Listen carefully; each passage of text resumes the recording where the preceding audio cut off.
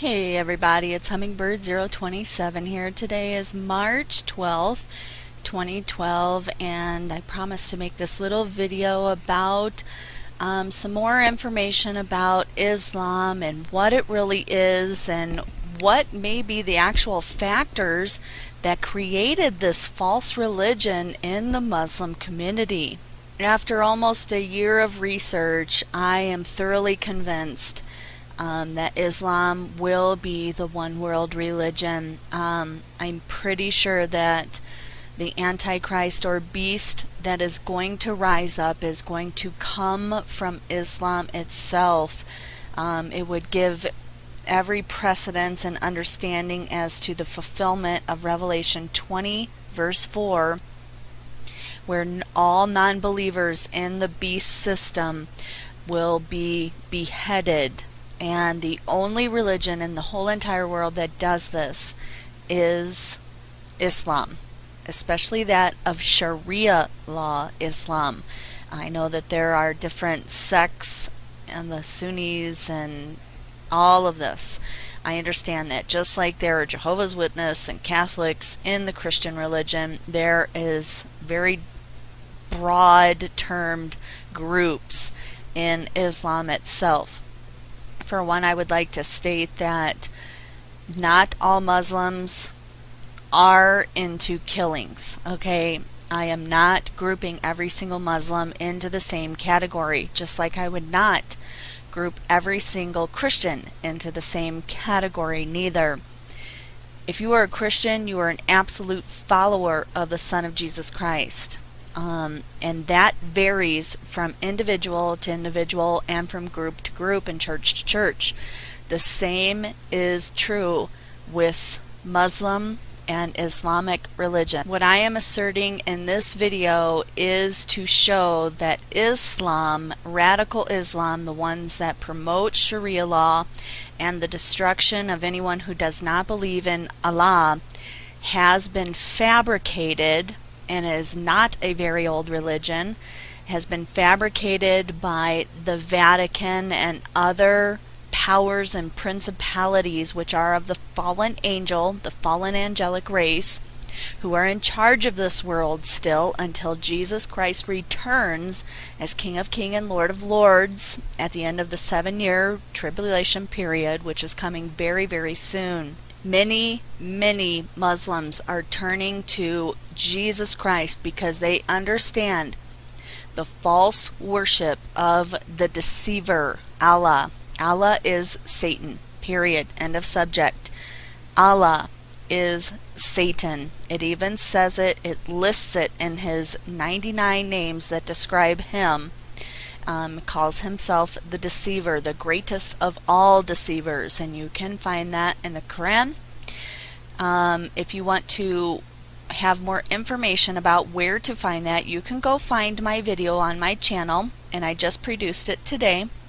It's End Time News Updates, and it's from March 12th, 2012, and it's part 1, and you'll find it at the end of the video, proof that the Quran does say that Allah is the deceiver, which, you know, he's Satan, okay? There's nothing else to talk about here.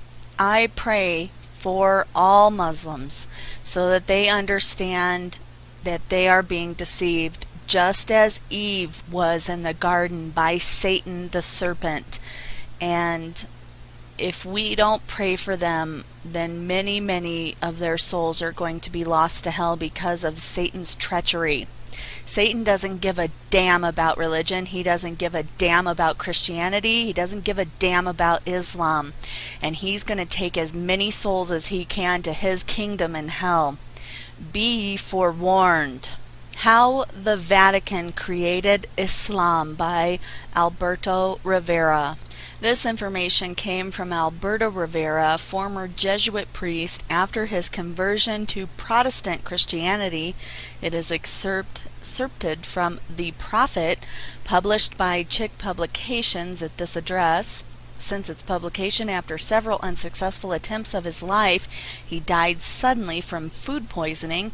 His testimony should not be silenced. Dr. Rivera speaks to us still. What I am going to tell you is what I learned in secret briefings in the Vatican when I was a Jesuit priest under oath and in induction. The Jesuit cardinal named Augustine Bay, or B, however you say that, showed us how desperately the Roman Catholics wanted Jerusalem at the end of the 3rd century. Because of its religious history and its strategic location, the Holy City was considered a priceless treasure.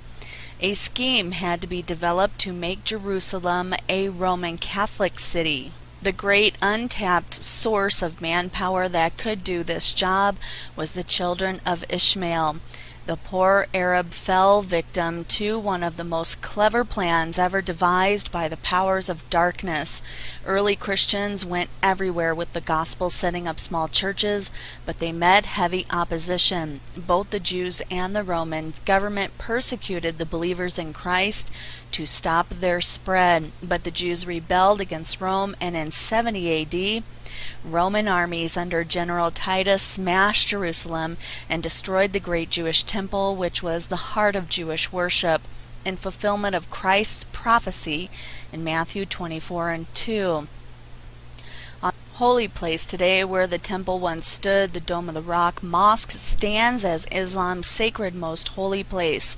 Sweeping changes were in the wind. Corruption, apathy, greed, cruelty, perversion, and rebellion were eating at the Roman Empire, and it was ready to collapse. The persecution against Christians was useless as they continued to lay down their lives for the gospel of Christ. The only way Satan could stop this thrust was to create a counterfeit Christian religion to destroy the work of God. The solution was in Rome. Their religion had come from ancient Babylon, and all it needed was a facelift.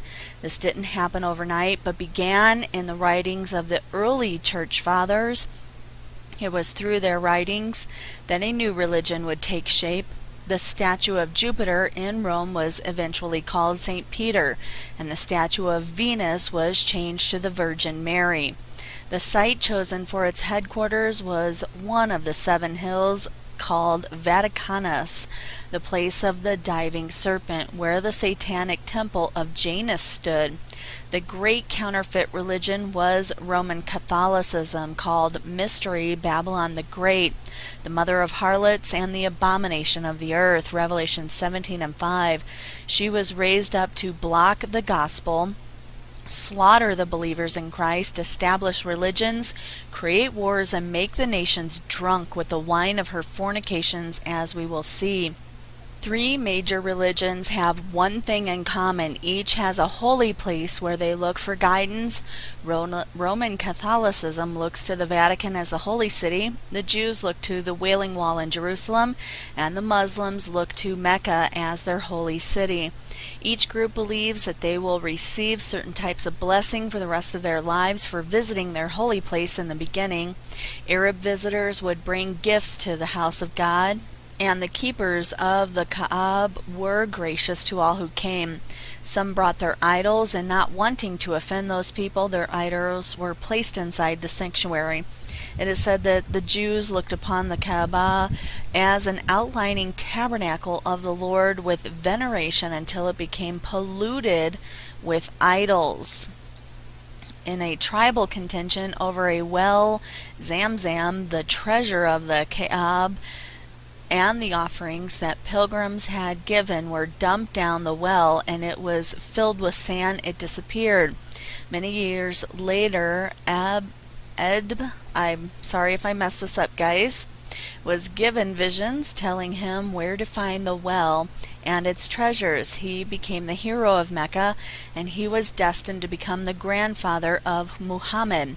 Before this time, Augustine became the bishop of North Africa and was effective in winning Arabs to Roman Catholicism, including whole tribes. It was among these Arab converts to Catholicism that the concept of looking for an Arab prophet developed. Muhammad's father died from illness, and sons born to great Arab families in places like Mecca were sent into the desert to be suckled and weaned, and spent some of their childhood with Bedouin tribes for training and to avoid the plagues in the cities.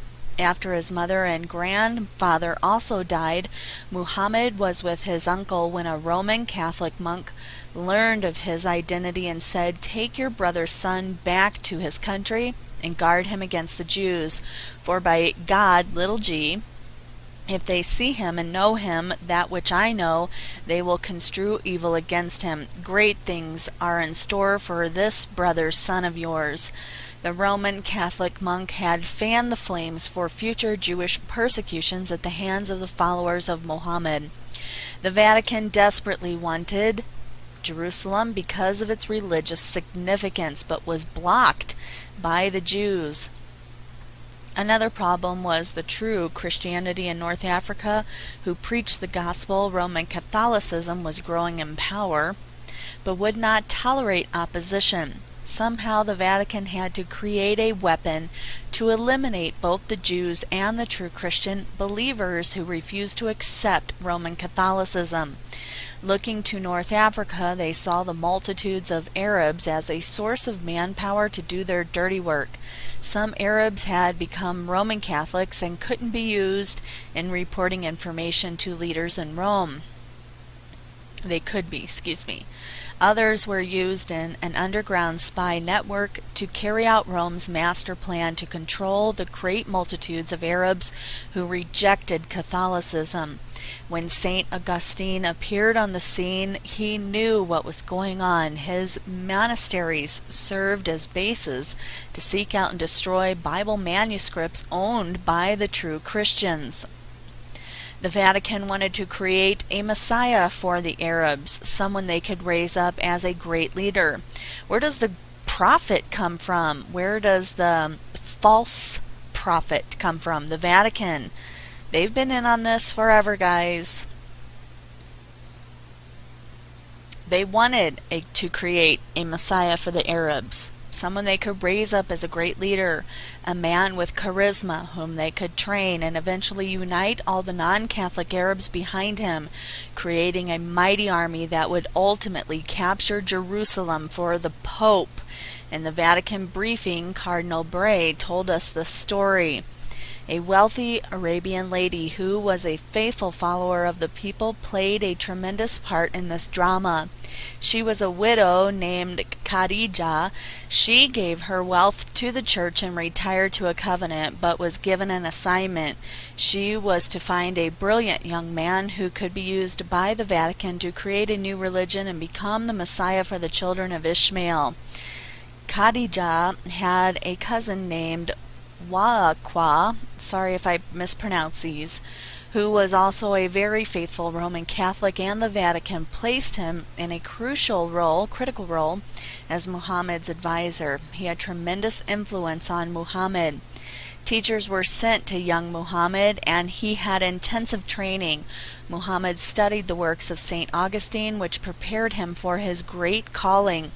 The Vatican had Catholic Arabs across North America spread the story of the Great One who was about to rise up among the people and to be chosen one of their God.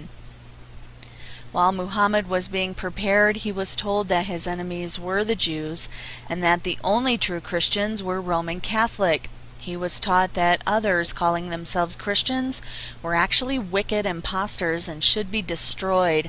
Many Muslims believe this. Muhammad began receiving divine revelations, and his wife's Catholic cousin helped interpret them. From this came the Quran. In the 5th year of Muhammad's mission, persecution came against his followers because they refused to worship the idols in the Kaaba. Muhammad instructed some of them to flee to Abyssinia, where Negus, the Roman Catholic king, accepted them because Muhammad's view on the Virgin Mary were so close to Roman Catholic doctrine. These Muslims received protection from the Catholic kings because of Muhammad's revelations. Muhammad later conquered Mecca, and the Kaaba was cleared of idols. History proves that before Islam came into existence, the Sabians in Arabia worshipped the moon god, who was married to the sun god. This is the crescent moon that they still have as their symbol.